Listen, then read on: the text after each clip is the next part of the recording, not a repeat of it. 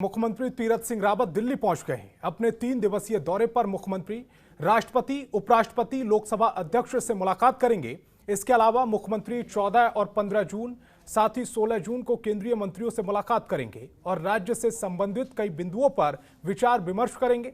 मुख्यमंत्री रावत केंद्रीय मंत्री स्मृति ईरानी, किरण रिजिजू, निर्मला सीतारमण, धर्मेंद्र प्रधान, प्रकाश जावड़ेकर, नरेंद्र सिंह तोमर, पीयूष गोयल, हरदीप पुरी और प्रहलाद सिंह पटेल से मुलाकात करेंगे।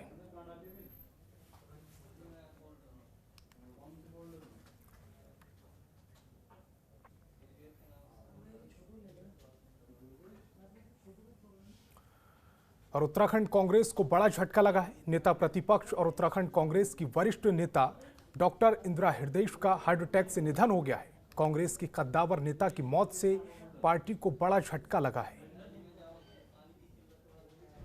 नहीं रही इंदिरा हृदयेश, हार्ट अटैक से हुआ निधन। राजनीतिक जगत में शोक की लहर।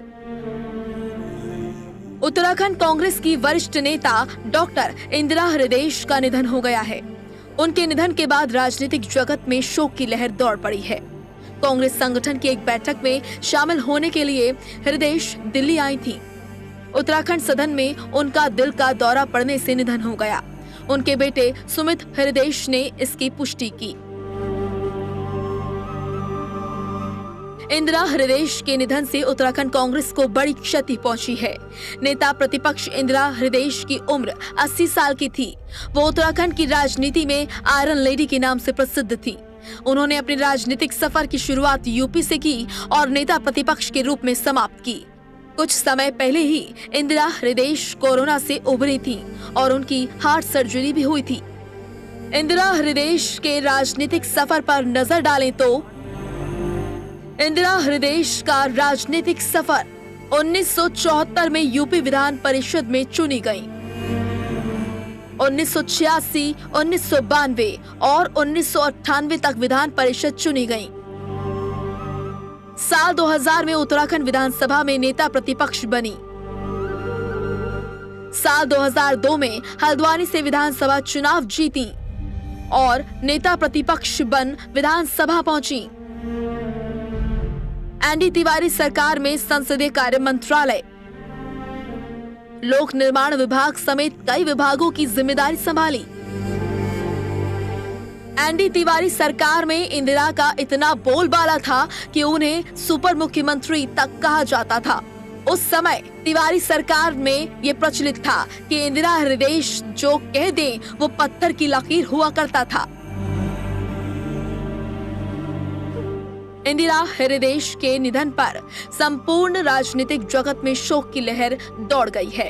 पीएम मोदी, राहुल गांधी, सीएम तीरथ सिंह रावत और पूर्व सीएम त्रिवेंद्र सिंह रावत समेत कई नेताओं ने उनके निधन पर दुख प्रकट किया है। ब्यूरो रिपोर्ट, जनतंत्र टीवी।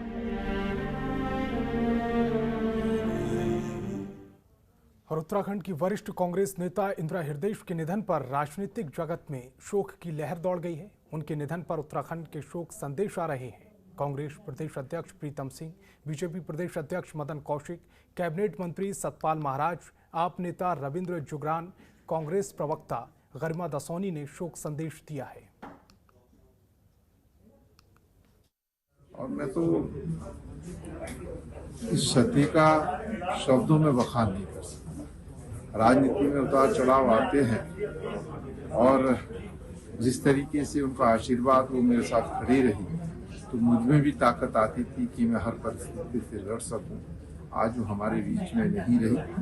मैं अपने श्रद्धा सुमन अर्पित करता हूँ। साथ ही साथ ईश्वर से प्रार्थना करता हूँ कि परिवार को, हम सब इस गहन दुख को वहन करने की शक्ति ईश्वर प्रदान करे। और उत्तराखंड राज्य को जो क्षति हुई है, इससे पूर्व जो है नरेंद्र तिवारी जी एक ऐसा व्यक्तित्व थे जिनके जाने से उत्तराखंड को बहुत बड़ी क्षति हुई। दूसरी क्षति इंदिरा हृदयेश के रूप में हुई है जो अपूरणीय है, जिसकी भरपाई नहीं हो सकती है।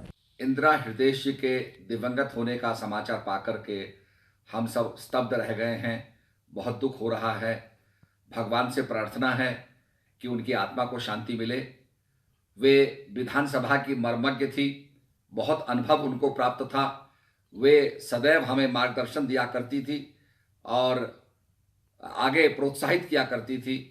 आज उनका जो अभाव है वो सबके हृदय में खटक रहा है।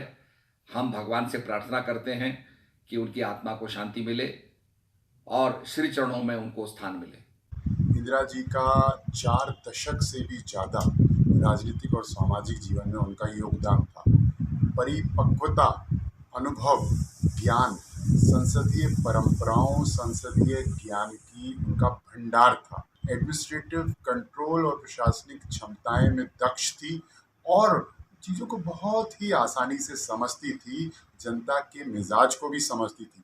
इसलिए ये लंबे समय तक जो है पिछले 4 दशकों से भी ज़्यादा उत्तर प्रदेश और उत्तराखंड में MLC, MLA, minister, leader of opposition, बस उनका वो सपना अधूरा रह गया और उनमें सभी संभावनाएं थी कि वो उत्तराखंड की मुख्यमंत्री भी हो सकती थी, लेकिन ये उनको शायद ईश्वर को यही मंजूर था और हम सब लोग गमगीन हैं, दुखी हैं और ईश्वर से एक बार पुनः प्रार्थना करते हैं कि दिवंगत आत्मा को अपने चरणों में स्थान दें।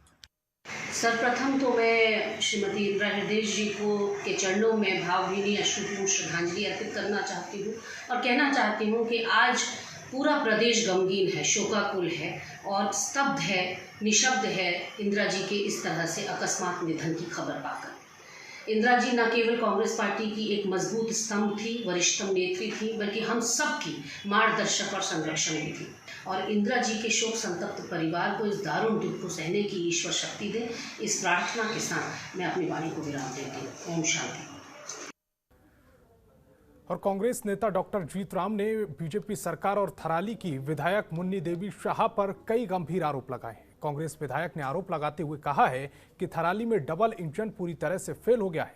डॉक्टर जीतराम ने बीजेपी विधायक मुन्नी देवी शाह पर निशाना साधते हुए कहा है कि थराली की जनता ने 2017 और 2018 के चुनाव में 2 बार बीजेपी पर भरोसा जताया, लेकिन आज विकास कार्य ठप पड़े हैं। जनता खुद को ठगा महसूस कर रही है। उन्होंने बीजेपी विधायक को चैलेंज करते हुए कहा है कि वे समय बताएं और विपक्ष को भी उनके कार्यकाल के विकास कार्य दिखाएं, क्योंकि थराली विधानसभा क्षेत्र में उनके कार्यकाल में स्वीकृत कई सड़कें और मोटर पुल सहित झूला पुलों का निर्माण बीजेपी सरकार के 4 साल बाद भी नहीं हो पाया है। डॉक्टर जीतराम ने कहा है कि उनके कार्यकाल में 2016 तक 60 से अधिक सड़कों का निर्माण हुआ और 2013 की आपदा में बहे अधिकांश पुलों का निर्माण उनके कार्यकाल में हुआ, लेकिन बाकी बचे जिन पुलों पर उनकी सरकार में स्वीकृति मिली थी, बीजेपी सरकार और बीजेपी विधायक उन पर एक ईंट भी नहीं लगवा पाए हैं।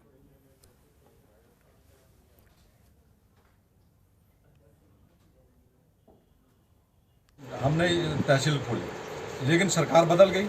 जब हम कर्मचारी लाते वहाँ, जब हम तहसील में पूरा इंफ्रास्ट्रक्चर डेवलपमेंट करते, तब तक सरकार बदल गई। अब नई सरकार का जनता ने आपने वायदे किए थे हम विकास करेंगे, हम आपको आगे बढ़ाएंगे, तो ये आगे बढ़ाने का काम उस समय के वर्तमान जनप्रतिनिधियों का है, वर्तमान सरकार का है कि वो वहाँ पर कर्मचारी लाए, स्कूलों में टीचर लाए। हमने स्कूलों का मान्यता दी, उच्चीकरण किया, उसमें शिक्षक लाना वर्तमान सरकार का दायित्व है। उसको तहसील में कर्मचारियों को लाना वर्तमान सरकार, जो उनको जनता ने रिस्पॉन्सिबिलिटी दी, वो अपनी रिस्पॉन्सिबिलिटी से मुँह नहीं मोड़ सकते। और कैबिनेट मंत्री बंशीधर भगत ने 1 करोड़ 7 लाख की लागत की 5 किलोमीटर धमोला नहर के जीर्णोद्धार नहर का शिलान्यास किया है। कैबिनेट मंत्री बंशीधर भगत ने विभागीय अधिकारियों को सख्त आदेश देते हुए कहा है कि गुणवत्ता में लापरवाही बिल्कुल बर्दाश्त नहीं की जाएगी। इस कार्यक्रम में सांसद प्रतिनिधि भगवान तिवारी, विधायक प्रतिनिधि मयंक तिवारी, मीडिया प्रभारी विपिन कंडवाल सहित दर्जनों बीजेपी नेता शामिल रहे। हमारा पानी डाइवर्जन काम होता है, सीवेज वगैरह तो जल संस्थान का अगर कोई बात होगी तो करती है। एक ही तो एक अभी बनाई नहीं पुलिया, वो तो दो बनाई हो तो बोला में मान्यवर मंत्री जी द्वारा 7 लाख की योजना।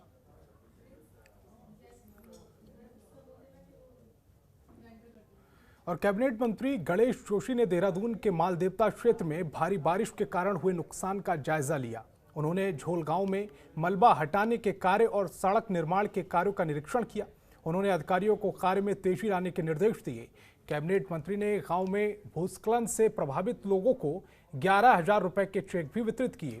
साथ ही उन्होंने प्रभावितों को हर संभव मदद का आश्वासन दिया है।